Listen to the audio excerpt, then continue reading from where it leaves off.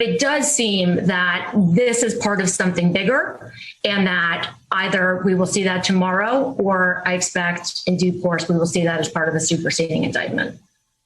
But why would they be sequenced? Is there something about an initial indictment, like the one we're expecting to see tomorrow, that would somehow facilitate or make possible a second indictment with either additional charges for those same defendants or charges against new defendants that aren't named in tomorrow's charges? I mean, that's the thing that I don't understand. If there is a broader scheme that prosecutors are pursuing here and that they want to try in court, why wouldn't we learn about it all at once?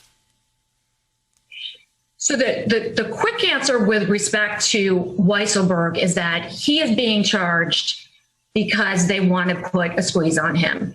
And there is nothing more persuasive than charges that are actually filed in order to convince a target to actually flip and give the goods on other targets. So it could very well be that Weisselberg is being charged now in order to turn him so that he can then provide evidence against a bigger fish, likely Donald Trump himself. With respect to the organization, it could be part of the same answer.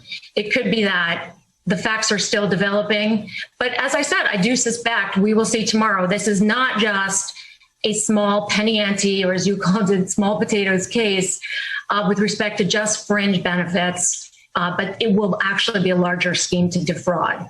And that may develop based on whether or not they turn Mr. Weisselberg or others. But I think we will see a larger case that will evolve.